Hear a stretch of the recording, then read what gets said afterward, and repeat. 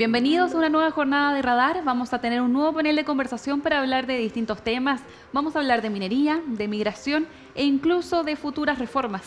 Sí, un tema regional, dos temas nacionales, pero que conciernen directamente a todos los habitantes del país, AFP y lo que concierne la ley de inmigración, los perdonazo que actualmente está protagonizando el gobierno actual. Sin duda, quédense en la sintonía de Antofagasta Televisión para escuchar de estos temas y otros más. Antofagasta Televisión presenta a Cristian Zamorano, Javiera Fortune, un espacio donde las voces de nuestra región analizan la política local. Esto es Radar. Muy bien, entonces vamos a comenzar con nuestro panel de conversación de este capítulo. Vamos a presentar a nuestros invitados sin más preámbulos. Estamos junto al abogado y presidente del primer Tribunal Ambiental en el periodo 2017 a 2019 y también junto a la doctora en Ciencias Políticas, Francis Espinosa. Muchas gracias a ambos por estar acá presentes. Encantado. Mucho gusto, gracias.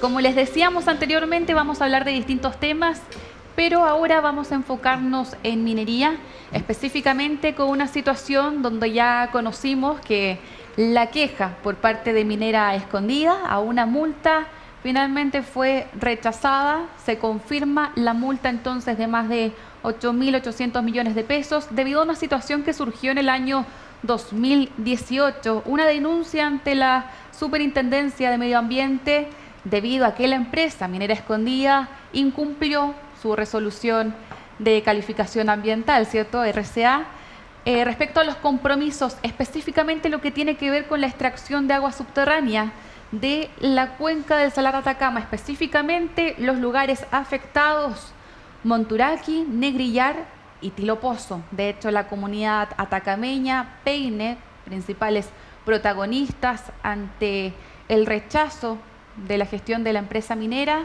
se dio a conocer durante estos años. Recordar que justamente los salares son utilizados por las empresas mineras para utilizar agua para sus procesos. Minera Escondida, desde que finalmente se conoce que incumplió con la resolución, dejó de utilizar agua desde ese sector. Ahora utiliza 100% agua desalada. Sin embargo, el daño que hizo fue categorizado como irreparable. De hecho, algunos expertos mencionaban que la recuperación de agua de ese sector, sobre todo del pozo Tilopozo, recién en el año 2200 se recuperaría debido a las precipitaciones y otros factores. Por ende, Daniel, la presentación acá, según la prensa, de numerosos titulares, indica que es una multa histórica, 8,5 millones de dólares. Considerando las ganancias que las empresas mineras logran a crear para sus accionistas, ¿cómo consideras tú esta decisión de justicia desde un punto de vista de la correlación entre el daño que se ha constatado y la reparación a nivel de multa que ha sido fijado por la Corte? Bueno, en primer lugar, valorar que tengamos tribunales ambientales, que son instituciones nuevas, que en la macrozona norte, que va desde Coquimbo a Arica, La Serena, son creados por una ley que se llama Ley 20.600 y están sometidos los tribunales ambientales a la superintendencia de la Corte Suprema de Justicia, que es el recurso que ahora tendría Minera Escondida para poder recurrir dentro de plazo a la Corte Suprema de Justicia. ¿De cuánto es el plazo? El plazo de los recursos de casación en forma y fondo es de 15 días. Hago la aclaración de recursos de casación de forma y fondo y no de apelación, porque uno en la apelación puede presentar nuevos hechos, puede acompañar pericias, documentos. En cambio, la casación por defectos de forma de una sentencia o la casación por defectos de fondo de una sentencia, que es por infracción a la ley, por influencia en lo dispositivo del fallo. Así dice de manera textual el Código de Procedimiento Civil, lo que significa un plazo de 15 días. Lo que significa que en realidad no se va a examinar lo mismo en realidad la Corte Suprema. La Corte Suprema lo que hace es un examen si la sentencia fue dictada en la forma y en el fondo correctamente. Ahora bien, hay que recordar que en Chile, con la ley 20.417, que modificó la ley de bases de medio ambiente, se crea una distribución de sistema entre la evaluación ambiental, que lleva el servicio de evaluación ambiental, entre la fiscalización ambiental que lleva la Superintendencia de Medio Ambiente y los tribunales ambientales encargados de resolver la controversia.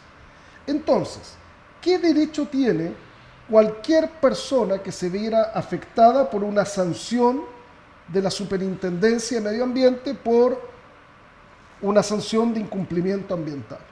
Tiene el derecho de poder reclamar, presenta una reclamación ante el Tribunal Ambiental y esa reclamación, el Tribunal Ambiental dicta una sentencia que tiene que recoger los aspectos técnico-científicos, jurídico, técnico-científicos.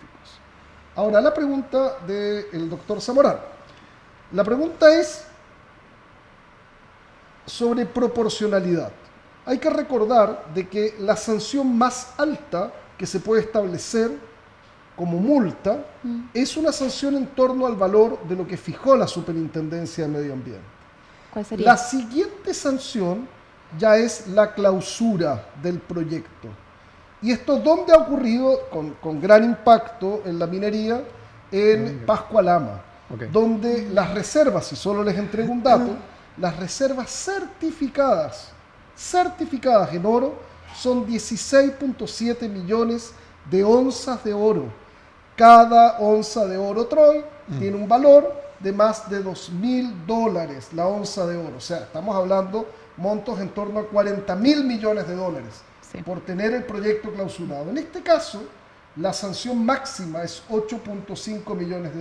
Y qué interesante lo que plantea el doctor Zamorano, en el sentido de la proporcionalidad del punto de vista de la ventaja económica. En Chile tenemos un código de aguas que está pensado para la agricultura. Es un código de aguas pensado en una abundancia de agua, de lluvia, no está pensado para zonas desérticas mineras. Es un código de aguas que, producto de que tenemos un sistema de Estado unitario, no tiene un régimen especial respecto a la minería, con lo cual cada derecho de agua que se constituye por primera vez le da al constituyente el derecho a un uso gratuito del agua que obtiene y un derecho de venta de lo que se llama el derecho de propiedad de agua inscrito. ¿Cuánto vale el metro cúbico de agua? El metro cúbico de agua industrial no tratada va entre $5 a $20 dependiendo la zona geográfica de la región. ¿Cuántos metros cúbicos de agua tiene solo 1 litro por segundo? Son 32.560 metros cúbicos. Si tú multiplicas por el valor de agua que se autorizó en Chile a extraer bajo este código de aguas que tiene una tremenda distorsión, estás hablando que, por ejemplo, en el río Loa, el monto de beneficio económico, esto se llama valor ecosistémico de beneficio. La naturaleza le da un beneficio de desarrollo a una actividad minera, eólica, etc. El valor económico en el río Loa son más de $50.000 millones a lo largo de los últimos 50 años de un Codelco estatal. Salar de Punta Negra o Tilomonto, los montos podrían perfectamente ser de $12.000, $15.000, $18.000, $20.000 millones. ¿Pero aquí dónde quieres llegar, Daniel, con eso? Lo que quiero llegar es a plantear de que este tipo de medidas de multa u otras dan cuenta de un origen distorsionado en el uso del Código de Aguas con una constitución gratuita de desarrollo. Hoy día la minería está impulsando agua de mar, pero durante muchos años lo que se llama la ventaja competitiva del país era una extracción de agua dulce y donde además no teníamos un régimen de protección de las comunidades indígenas. Hoy día con la ley indígena, el convenio 169 de la OIT, hay tratados internacionales que protegen y además algo no menor.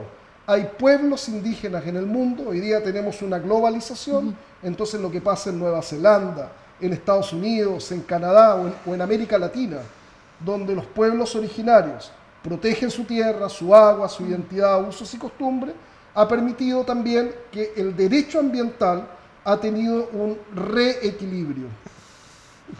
Doctora Francis, ¿cómo afectan estas decisiones a lo que puede reaccionar la comunidad indígena? Yo escuchaba a la comunidad de Peine que hace 2 años, cuando se dio a conocer justamente la imposición de la multa, mencionaban que ¿Nosotros tenemos el desierto más árido del mundo o nosotros cada vez los estamos haciendo más desérticos? Ellos usaban este tipo de vegas para el pastoreo, incluso también tienen un reconocimiento ancestral por parte de las generaciones anteriores. Sí, bueno, yo creo que digamos, en zonas desérticas y mineras como esta, que también ocurre en otras partes del mundo, hay una serie de tensiones que se da entre, digamos, las empresas, que generalmente son transnacionales, y el territorio. O sea, las empresas lo que hacen un poco es responsabilidad social, pero no una, digamos, adecuada integración de las comunidades en los proyectos. Sin embargo, tal como planteaba Daniel, efectivamente las cosas están cambiando. En primer lugar, hay un cambio en la mentalidad internacional con respecto a justamente las comunidades y la preocupación por el medio ambiente, sobre todo en consideración del cambio climático. Y en segundo lugar, digamos, tratados internacionales también que, digamos, muchas veces se comportan con carácter de vinculantes o no vinculantes.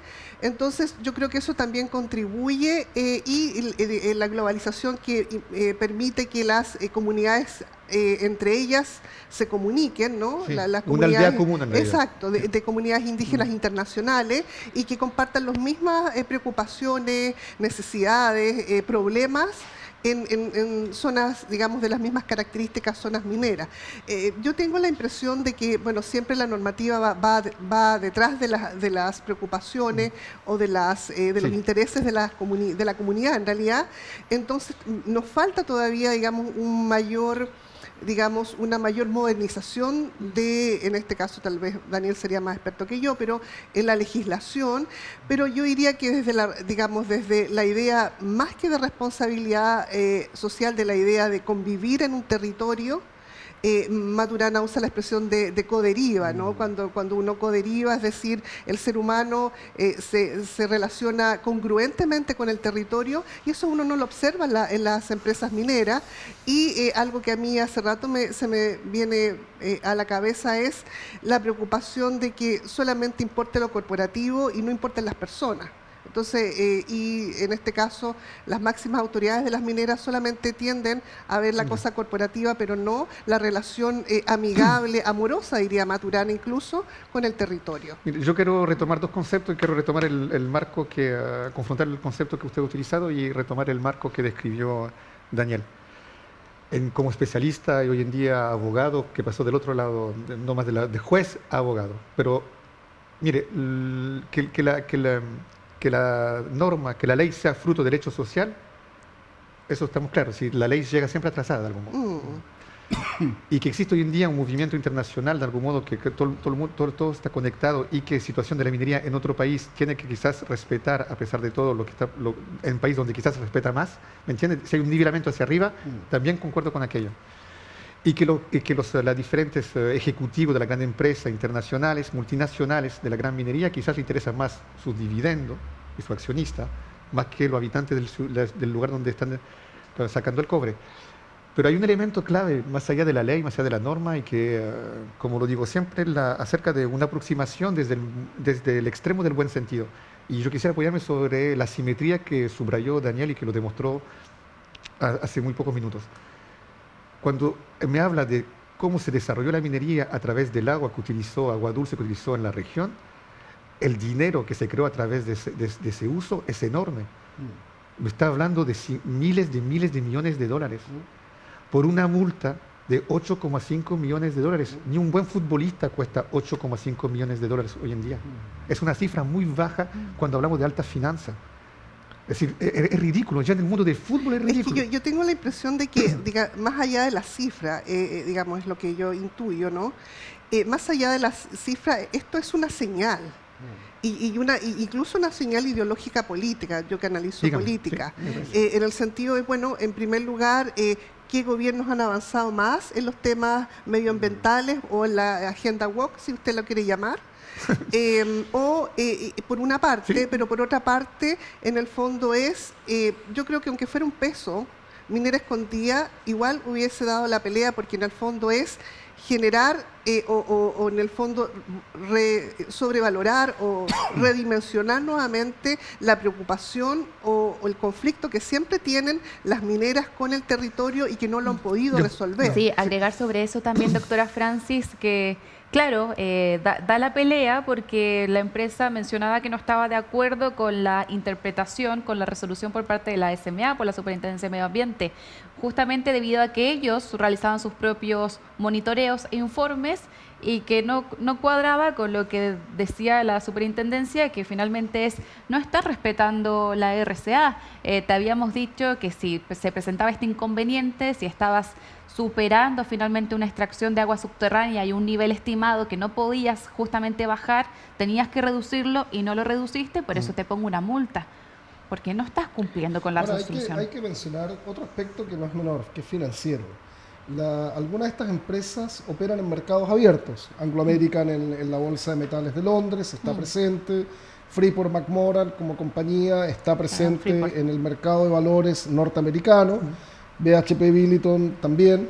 Estamos hablando de empresas que valen 70.000 millones de dólares, 120.000 millones de dólares, no, son 200, monstruos equivalen, algunas tienen una economía que puede equivaler a 10 veces la economía de Bolivia. Sí. Entonces, la capacidad o el requerimiento de los estados para aceptar este tipo de inversión es muy alto, en términos de bajar las condiciones que les permiten inicialmente operar en territorios indígenas. ¿Qué significa eso? Significa que hay un costo social no cuantificado y un costo de la naturaleza no establecido. Sin embargo, eso ha ido cambiando. Hoy día, la región de Antofagasta va a ser el plan piloto del programa de la OSD, la Organización de Cooperación y Desarrollo, en materia de plan de minería.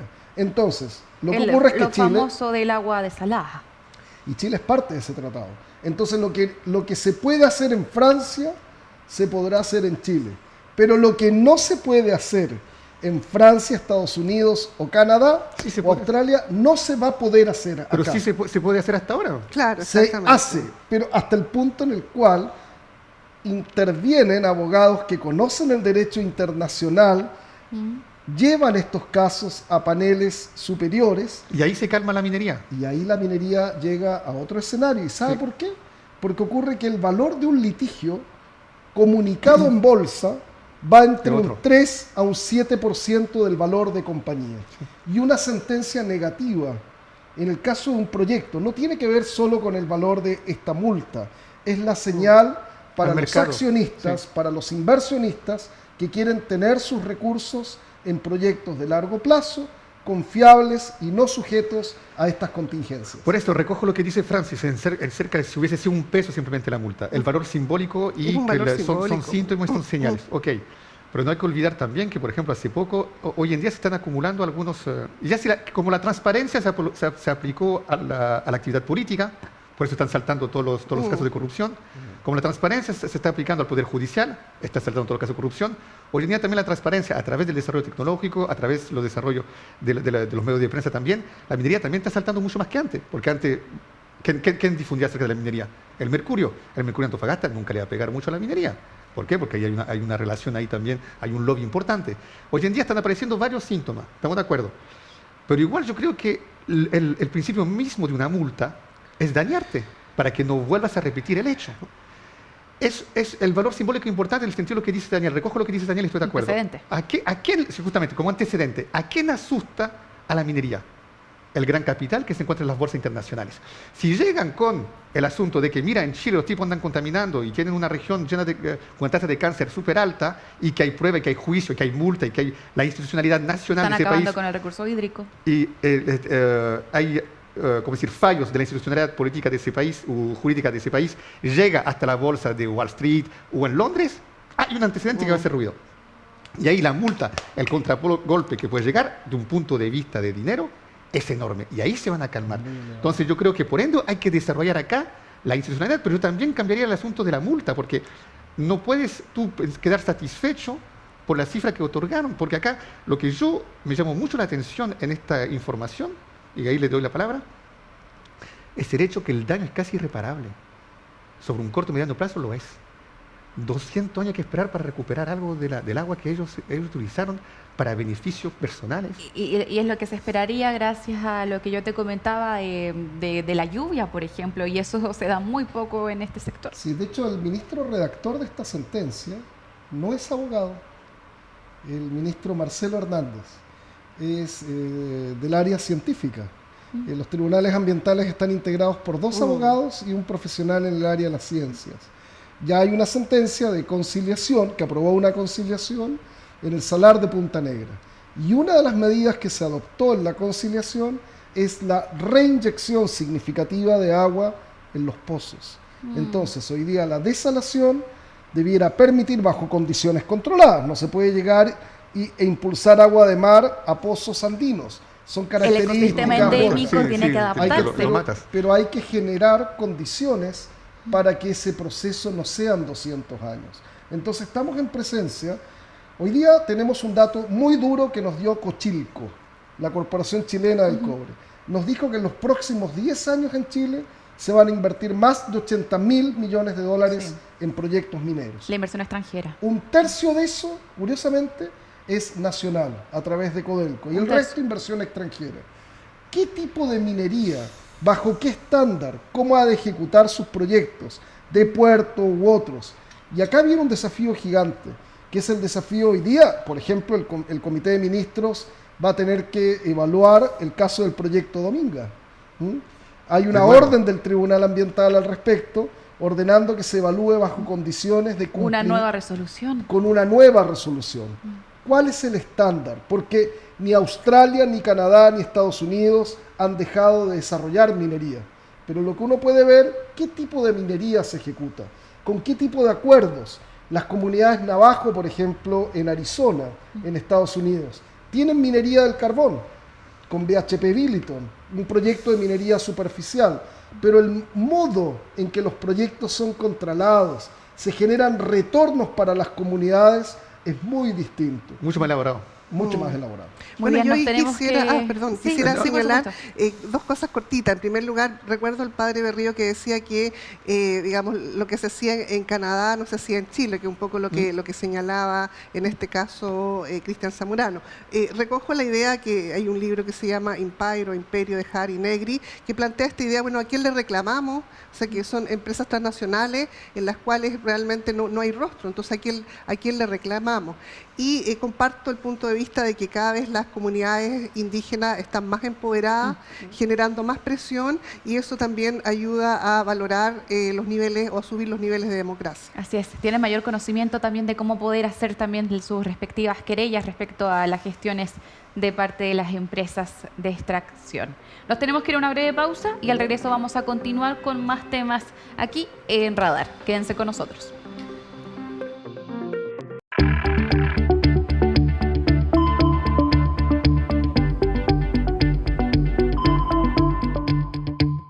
Ya estamos de regreso acá en Radar para continuar hablando del siguiente tema, migración. Resulta que en el marco de una actividad CEPAL, justamente cuando estaban conmemorando 40 años de la declaración en Cartagena de los refugiados, sobre los refugiados, el ministro Luis Cordero, subsecretario del Interior de nuestro país, estaba acompañado también junto a otras autoridades. Estaba el canciller de Relaciones Internacionales, estaba también la ministra de Desarrollo Social. Estaban hablando sobre algunos planes que tienen en el futuro. Y acá destacaron, frente a otras autoridades, el público presente, lo que nosotros en Chile realizamos en el año 2023, que tiene que ver con el empadronamiento. Y es acá que él da a conocer que el gobierno está evaluando, está estudiando la regularización acotada de hasta 182.000 inmigrantes, que es la cifra que se empadronó el año pasado. Queremos ser bastantes tajantes y aclarar el escenario. Hay una gran diferencia entre regularización, entre empadronamiento y entre enrolamiento. Y es acá que queremos hablar con nuestros invitados sobre esta materia, porque se provocó el caos en el país, sobre todo en un proceso de enrolamiento que estaba llevando a cabo el registro civil, específicamente en la región metropolitana. Un error comunicacional muy grave, terrible, donde largas filas de migrantes querían regularizarse, pero en realidad el objetivo era enrolarse, que es recibir un número provisorio para realizar trámites como por ejemplo en salud, como por ejemplo en educación y otras materias. Sí. Cotizaciones, etcétera, pero es por ejemplo la AFP que me ordena que me enrole, Sí. no es que yo llegue al registro civil y pida que me enrole. Entonces, no tiene que ver con el RUT. Pero justo esto pasa tras las declaraciones del gobierno una semana antes. Finalmente, la persona que lidera el registro civil a nivel nacional solicitó la renuncia del encargado metropolitano de la institución debido a este grave error. Finalmente, ¿cómo evalúan ustedes si esta evaluación de regularizar a esas 182.000 personas se llegara a cumplir en nuestro país? ¿Qué piensa de esa medida? ¿Quién empieza? Yo hoy día me voy detrás de ustedes. Sí, así vamos que- con nuestra doctora en ciencias Sí, políticas. bueno. Es un póker. ¿Te gusta? Bueno, digamos una cosa curiosa, ¿no? Este gobierno que siempre tiene problemáticas semánticas, ¿no? Como que a través del discurso siempre cae en una serie, una recursividad Muchos universitarios, quizás. discursiva posiblemente, y claro, y poca teoría pragmática del lenguaje, tal vez, ¿no? Así que eso me llama mucho la atención. Bueno, Concuerdo. pareciera ser que lo que se planteaba era que, partiendo un poco con la idea del Estado de Derecho, Chile es garante o respeta el Estado de Derecho, y eso significa que, digamos, si hace compromiso a nivel internacional, pero también con la gente, lo cumple. Entonces, a raíz de este empadronamiento biométrico, se había, digamos, realizado justamente con en vías o con el compromiso. Ante la policía de investigación. Sí, y porque además el discurso genera compromisos, ¿no? Eso lo dice la teoría del lenguaje, con el compromiso de regularizar la situación de la cantidad, digamos, de inmigrantes irregulares en el país. Y, digamos, ese es el primer punto. El segundo punto, bueno, hablar de migración cada vez se pone más impopular, aunque ahora me sorprende un poco porque siento yo que los medios de comunicación se han vuelto un poco pro migración, o sea, como que uno se pierde un poquito en las lógicas, en los juegos del poder, diría Wittgenstein. Entonces, Sí, juegos de poder, justamente. en los juegos del poder y en los juegos del lenguaje, diría Wittgenstein. Y del lobby. Entonces, pero digamos, por lo menos hace un par de semanas era todavía impopular hablar de migración. La gente que trabajamos con migración es súper impopular, sí. Digamos, y la gente que hemos sido migrante también entendemos la lógica. Entonces, eso uno visualiza un cambio, y eso yo diría que se agradece, porque yo comparto el punto de algunas institucionalidad como la CPC o el servicio, digamos, de asistencia agrícola, que plantean, bueno, pero si nosotros trabajamos con migrantes, no puede ser, digamos, que haya un discurso tan antimigratorio, si prácticamente lo que dice los índices internacionales, que el migrante o los migrantes en realidad, por lo menos en Chile, entregan un 1% del PIB. Entonces, eso me parece realmente importante. Ahora, la discusión se genera, como ocurrió en el caso del expresidente Piñera, ¿no? Que hizo un llamado abierto y ocurrió todo lo que ocurrió. Considerar que también durante los gobiernos de Michelle Bachelet se abrieron las puertas, o sea, tampoco podemos culpar solamente un régimen. Entonces, justamente el problema es un problema semántico comunicacional. Entonces, que tarde o temprano se transforma en algo pero político. Francis, ¿cuál es su opinión, científicamente hablando? ¿Buena iniciativa, mala iniciativa? ¿Cómo la valoraría? Yo tengo la impresión de que, o sea, depende, digamos, un poco, me gusta o no me gusta. O sea, yo soy sí pro migración, porque yo fui migrante. Entonces, yo sí creo que hay un número indeterminado de personas que requieren tener una situación regular, porque además son gente que necesita ir a los niños al colegio, digamos, al servicio de salud. Acá. O sea, pero además, a lo mejor no de manera, digamos, que no se piense que es un llamado a que vengan más migrantes, sí. sino que solamente a lo mejor la gente, como se planteó, que ya estaba empadronada biométricamente, sí, los pasos. y después seguramente pensar en algunas leyes de carácter corta. Sí. Ahora, digamos, termino con esto. Yo creo que Chile siempre oscila entre lo indefinido. indecible, podríamos decir, desde Derrida, no sé, porque en Alemania es claro, si usted entra irregularmente, comete delito, entonces, digamos, eso implica que tiene que estar sujeto a lo que implique la ley.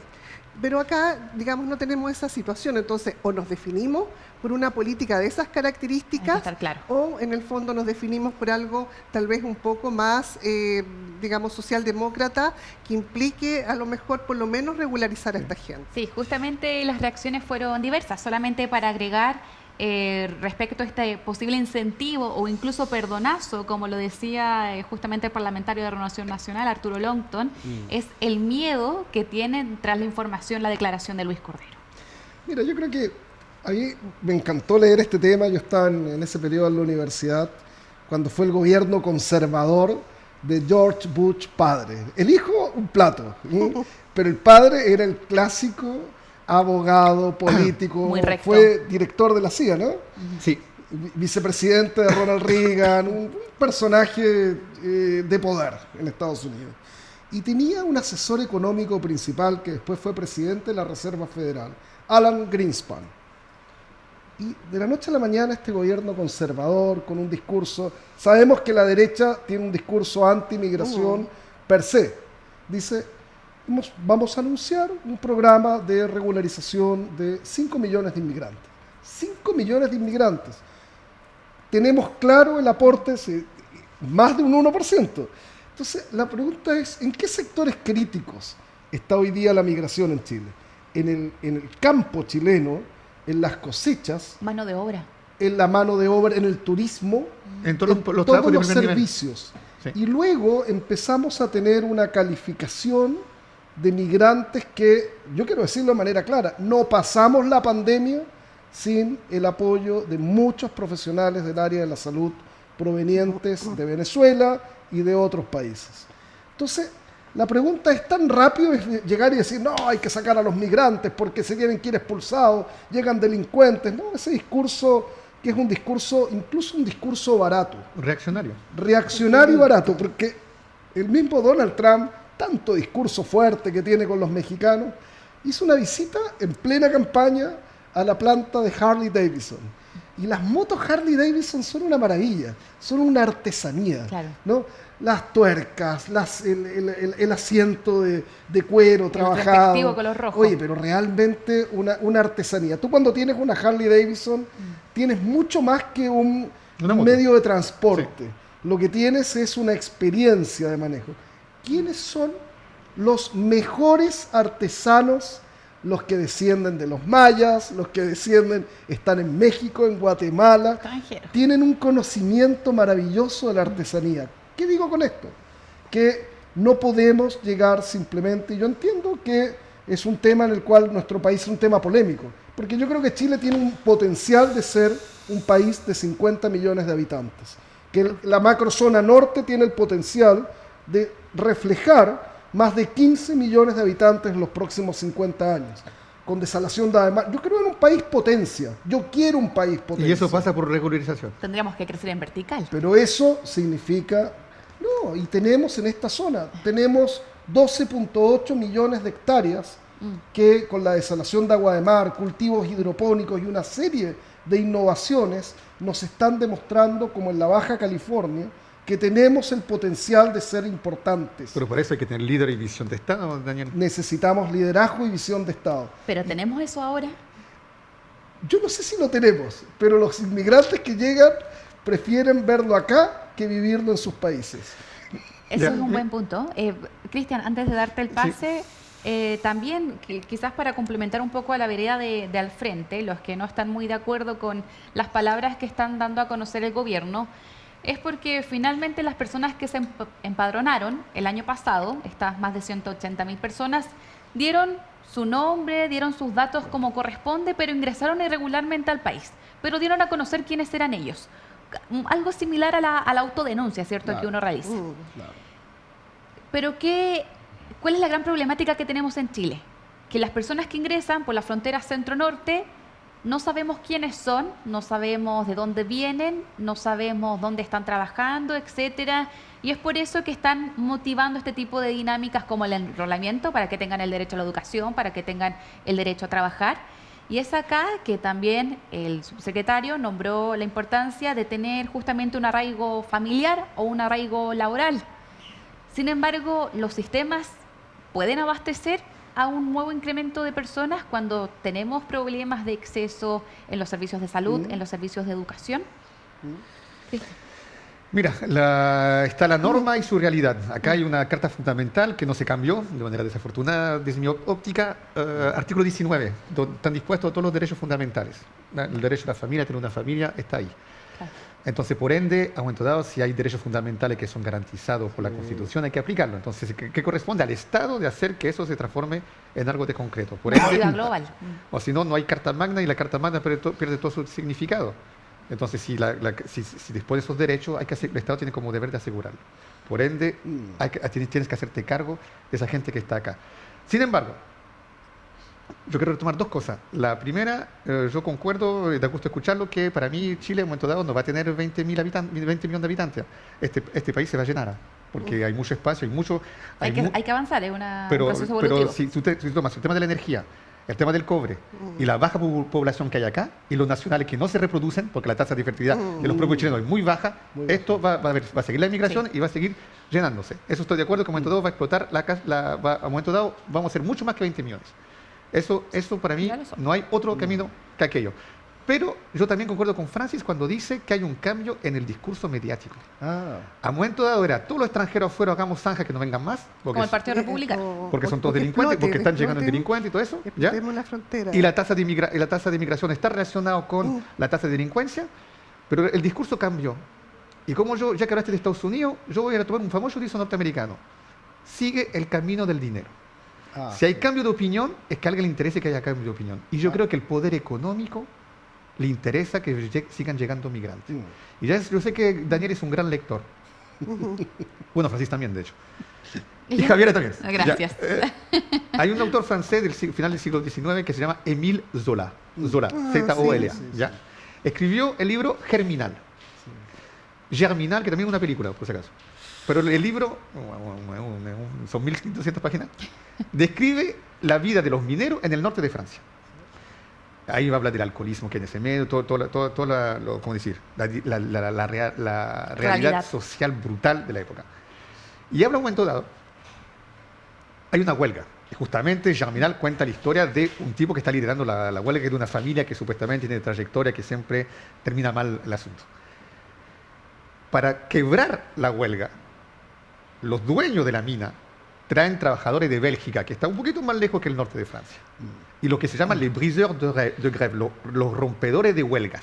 ¿Por qué? Porque los tipos pedían un sueldo más alto, que hacía el dueño de las minas, iban a buscar tipos en Bélgica, donde el nivel era más bajo de vida, los traían en las huelgas y le pagaban menos, y la huelga perdía todo su otro sentido, porque ya habían reemplazado a los trabajadores. Manteniendo una alta tasa de inmigración, mantienes los sueldos bajos en el país. Y si tú bajas la inmigración, vas a tener que pagar más lo que quieren trabajar. Porque fíjate, todos los primeros empleos con sueldos bajos, yo no veo muchos chilenos. No veo cada vez menos meseros chilenos. Veo en numerosos trabajos. Y mira, otra cosa, los servicios. Anda al centro de Antofagasta.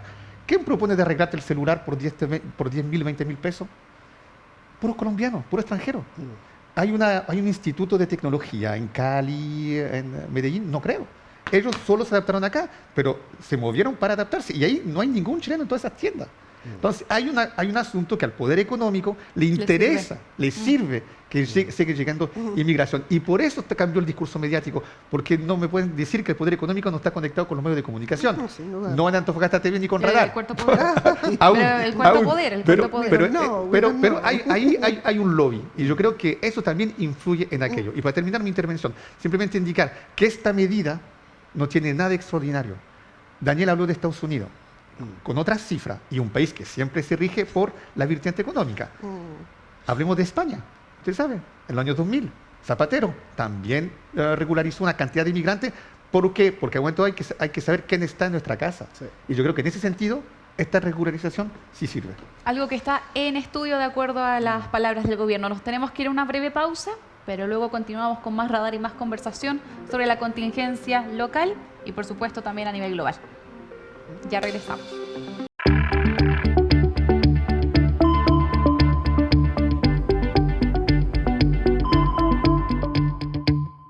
Ya estamos de regreso para el último segmento de conversación acá en Radar, nuestra nueva jornada de programa, y vamos a continuar con el siguiente tema, la reforma previsional. Ingresó a fines del año 2022 justamente al Congreso para las eventuales discusiones. Sin embargo, hasta la fecha no se ha logrado justamente ponerse de acuerdo en algunos puntos importantes de la reforma. Se espera, el Ejecutivo, ya lo había mencionado, que quieren que ya el Senado pueda despacharlo en enero del año 2025. Sin embargo, por lo que hemos conocido respecto a las discusiones entre parlamentarios, todavía vemos el final del túnel un poco oscuro, todavía no vemos la luz blanca. ¿Cuál es el principal debate? El 6% justamente de cotización adicional. Parte de la oposición plantea que esto debe ser otorgado a cuentas individuales. Sin embargo, el gobierno, el Ejecutivo, plantea justamente un pozo solidario. ¿Cuáles son sus impresiones al respecto, doctora Francis? Bueno, yo creo No que respeta el póker. eso, como tiene, digamos, Con algunos blackjack, componentes, digamos, de ideológicos políticos, que es lo que siempre yo encuentro, ¿no? En primer lugar, no solamente es el tema de la cotización, digamos, tan característica en los modelos neoliberales, que es un individualismo, por ejemplo, versus una cosa más colaborativa, ¿no? No solamente eso, sino también el equilibrar la desigualdad de género. Y eso tampoco, digamos, pues, específicamente republicano no está de acuerdo con eso. Ahora, aquí uno observa, haciendo el análisis político, en primer lugar, una derecha fragmentada, pero sobre todo una derecha que hace el gallito entre Chile Vamos y republicanos. Eso por una parte. Y por otra parte también lo que uno visualiza es, que es algo que también han señalado los medios de comunicación, bueno, ¿quién toca la música? Si finalmente logra republicanos, diría, contaminar al resto de Chile Vamos con su punto de vista, digamos, ahí diríamos que quien toca la música en la derecha sería republicano. O sea, habría altas posibilidades. Incluso se ha hablado constantemente de la expresión en la puerta del horno se quema el pan, ya que estamos hablando de literatura, César Vallejo. Entonces, eso es importante. Pero, digamos, un punto de partida importante es que Chile Vamos tiene mejores condiciones políticas porque tuvo mayores triunfos en las elecciones recién pasadas que Republicano. Republicano finalmente fue el gran perdedor. Entonces, ahí también pudiésemos señalar que a lo mejor quien pone la música es Chile Vamos, y Chile Vamos está más proclive a llegar a un acuerdo con respecto a la propuesta del gobierno. En el intertanto, recordamos el cuento de Navidad de Charles Dickens, donde el alma de la Navidad llega a un avaro. Sí. Y el avaro, que tiene pero una acumulación de dinero extraordinario en Londres, más. Parece que esto es Londres, sí. Finalmente sale de alguna manera un poco como saqueo cuando es visitado por Jesús y sale a distribuir con generosidad. La verdad que la idea de que la capitalización individual es la base del desarrollo de Chile, en algún sentido es parcial, pero no es la única fórmula. Me encantaría, por ejemplo, que conociéramos un poco más de historia, quienes adherimos a los valores de libertad, de propiedad y de desarrollo, como el de Arturo Alessandri Palma, el cual fue un importante promotor de la cuestión social en Chile, como en Reino Unido lo fue Winston Churchill con una serie de reformas sociales, o también lo fue el marido de la reina Victoria. ¿Qué quiero decir con eso? Que cuando tú tomas el discurso sobre la cuestión social y se lo regalas a una corriente ideológica y no te apropias de un estándar social mínimo, finalmente cometes un grave error político porque te arrinconaste, te atrincheraste, te distanciaste. Y te puede llegar incluso a ocurrir, como le pasó al victorioso campeón Winston Churchill de la Segunda Guerra Mundial, que fue a las elecciones en 1945 y perdió. Habiendo ganado la guerra. Porque la cuestión social es fundamental. Entonces, señor Kast, líderes políticos de la derecha, despierten, tengan un discurso social que ofrecer a Chile. Si ustedes no tienen un discurso social que ofrecer a Chile, van a quedar arrinconados y no van a tener posibilidad de ser gobierno. Entonces, acá hay una excelente oportunidad para hacer una presentación seria, clara, del punto de vista de reformas que promuevan el bienestar social de la población, aunque tengan costo y endeudamiento estatal. Es curioso el escenario que se está dando justamente anticipando un nuevo año de elecciones parlamentarias y presidenciales, sobre todo en la oposición, donde se da este conflicto en el marco de la reforma previsional, en la discusión entre el líder justamente de la UDI, Ramírez, y el líder del Partido Republicano, Kast, que incluso tuvieron un encontrón hace algunos días, debido a declaraciones de justamente el líder de la Unión Demócrata Independiente respecto a utilizar mal un concepto. Nuevamente vamos a los errores comunicacionales, donde finalmente se arrepintió de haber dicho reparto, y Kast no se la dejó pasar. Y no solamente tienen ese conflicto actual. Luego la UDI tiene una elección interna a nivel regional, podemos hablar eso más rato en las conclusiones. Yo concuerdo con Francis, acá hay una oposición entre las dos derechas, la derecha republicana y la derecha de Chile Vamos. Y de hecho, el hecho que el republicano no conceda nada en este tema ha hecho que su tasa de popularidad bajó, la de José Antonio Kast. Y da la impresión que está defendiendo los que poseen en desmedro de la gente que necesita una mejor jubilación. Porque retomo lo que dice Daniel. Sobre 10 personas jubiladas, ¿cuánto reciben una pensión digna? O que le da satisfacción a ellos por su nivel de vida. Sobre 10 personas en Chile hoy en día. Creo que con suerte una. No es un éxito. Yo sé que, y yo creo que voy a retomar Tocqueville, un autor que dice que decía que cuando visitó Estados Unidos dijo, mire, muéstrame las cárceles que tú tienes y te diré qué sociedad eres. Tú puedes decir, muéstrame cómo tratas a las personas de la tercera edad y también te indicarás qué sociedad eres. ¿Cómo Chile trata a la gente de la tercera edad a través de este sistema de pensión? Y eso habla de nosotros. No tenemos respeto por nuestros mayores. En primer lugar. En segundo lugar, este sistema a la base no era así. Usted conoce a Carlos Uneus, un historiador de afiliación más demócrata cristiana. Sí. Escribió el libro Pinochet.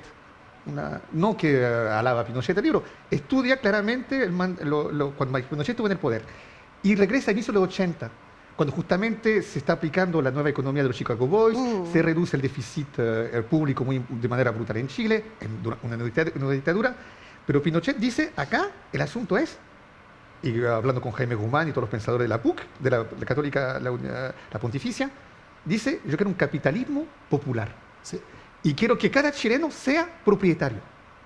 Y por eso va a instalar este sistema anticomunista, porque nosotros vamos a ser neoliberal. Y vamos a tener la FEP, todo eso. Y no repartición ni nada de eso. Los militares quedándose sí con un sistema de repartición, entre paréntesis. Sí.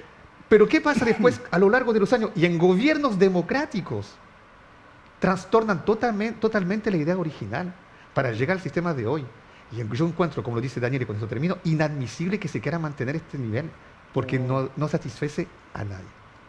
Sí, bueno, la experiencia en Europa, específicamente el modelo alemán, que es muy parecida a la propuesta del gobierno, ¿no? Que finalmente la gente joven haga un préstamo y esa es la solidaridad, o sea, digamos, yo presto mis años para mejores pensiones y finalmente, digamos, logro echar a andar el sistema. Sí. Y quisiera, digamos, recalcar el planteamiento del economista Sebastián Edward, que plantea que tanta vejación hacia lo social pudiese generar un nuevo estallido social. O sea, es la primera persona que está hablando de un nuevo estallido social y siempre hay gente que, digamos, que está mirando más adelante. Entonces, habría que ponerle un poco de atención a ver por qué él plantea eso. Un concepto que me gustaría agregar. Me gusta el concepto noruego.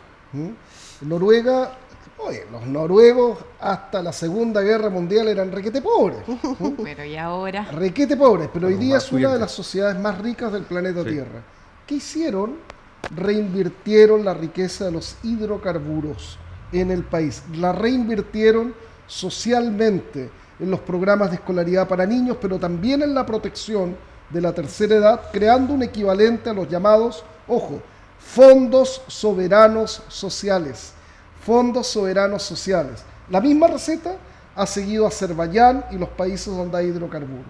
Acabamos de mencionar que Chile va a tener en los próximos 10 años una inversión acumulada de 80.000 millones de dólares solo en proyectos de la minería. Entonces, acá hay un momento importante para estructurar un fondo soberano de desarrollo social que incorpore de manera significativa lo relativo a las pensiones. También me gustaría agregar a esta conversación que la reforma previsional no solamente ha sido cuestionada debido al punto del 6% de cotización adicional, sino también respecto a lo que decía la doctora Francis, de poder equilibrar la balanza entre las pensiones de un hombre y las pensiones de una mujer. Sí. La mujer dura más, vive más, claro, pero se jubila antes.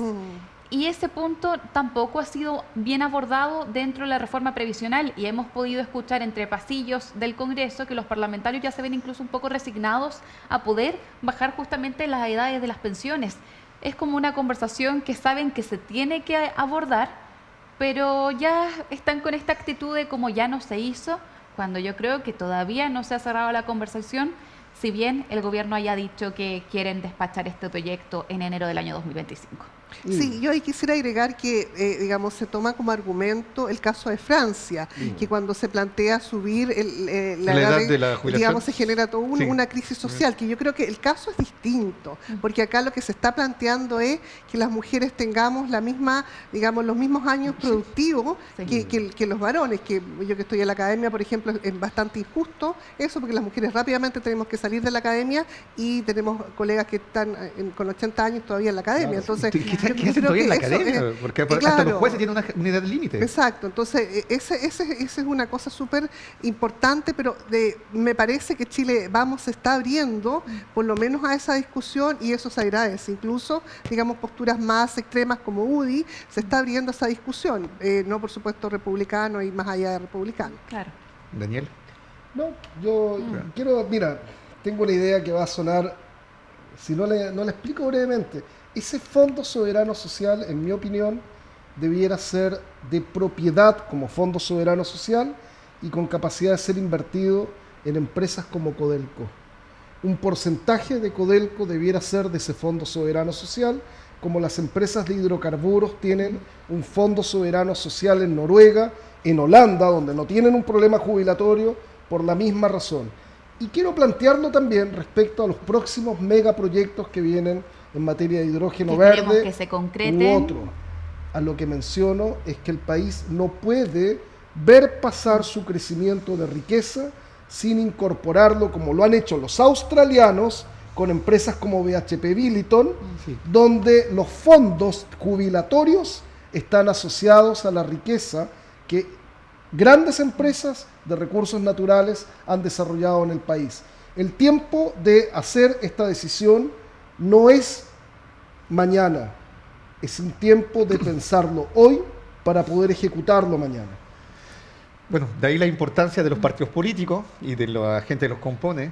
Y yo reitero, yo planteo la pregunta, ¿hay políticos que tienen ese tipo de visión para el país? ¿Hay políticos que quieren pensar, proyectar Chile de aquí a 30, 40, 50 años? Sí, por actuando supuesto. Desde hoy. Yo creo que sí. Lo difícil es que la perspectiva de cada uno sea el consenso del futuro que quieren, porque cada uno quiere mejorar Chile a su manera. Mira, yo creo la institucionalidad, yo creo que la institucionalidad forma al ciudadano. Yo creo que el sistema institucional también te forma a los políticos. Y yo creo que el gran problema de la política actual, de los personajes que trabajan en la política, es que están obnubilados con las elecciones y no con los proyectos. Por ende, se han limitado en simples politiquillos. A sacar algo rápido. En vez de o a veces muy lento. En hombre o mujer de Estado. Y yo creo que eso tiene un costo a nivel de lo que está sucediendo con el país y la materia que crea el país. Así que yo creo que Chile ya no está en un momento muy especial y que justamente por falta de proyección y de concientización del momento que estamos viviendo. Por eso, antes de terminar, quería mencionar justamente, hay una elección interna este fin de semana por un partido, la UDI, local, sí, la UDI local, la UDI regional, van dos listas, una liderada por Dagoberto Tillería, ex-core, y la ex-gobernadora Catherine López. ¿Y por qué menciono esta elección interna? Porque también tiene una influencia con lo que concierne a la alcaldía. Hay una lista que no es tan amigo con el nuevo alcalde, que es de derecha, de Evópoli, Sachar Smirich, que sería más bien la lista de Dagoberto Tillería, ya que apoyó a Islendi Portilla en la municipal.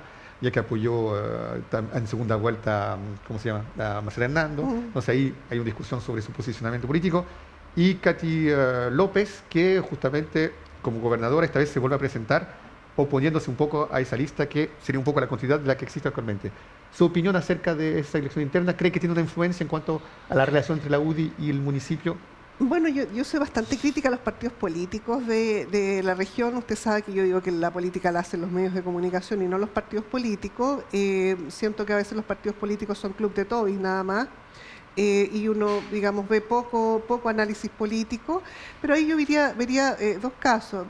Tillería es un lord de la política, yo creo que, digamos, tiene capacidad en este caso de negociación, y en el caso de Catherine López, bueno, ella, digamos, tiene experiencia también en el servicio público, y además interesante, digamos, que una mujer lidere un gobierno, perdón, un partido político como la UDI, por lo menos en la región, o sea, pero yo creo que igual, tal como Evópolis, están bastante tirados las mechas, entonces, entre ellos, ¿no? Sí, entonces, más allá digamos, de la relación que tengan con la gobernación o con el municipio, creo que la problemática está más bien en la interna. Encontrar unidad internamente. Como bien decía yo, la derecha se ha vuelto cancerígena, en el sentido que se autodestruye a sí misma. Quizás por estar en esta Daniel, región, para cerrar también, ya nos tenemos que yo vería ir con mucha preocupación de que el premio fuera pasar por algún cargo en la municipalidad por el estar asociado a un partido político, porque nuestra pobre municipalidad de Antofagasta le ha tocado vivir muchas historias. La verdad que no. ¿Le tienes fe a esta administración, Daniel, o no?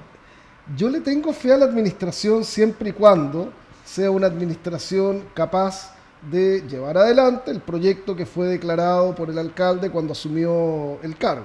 Un proyecto moderno, un proyecto de desarrollo que establezca la confianza de los funcionarios.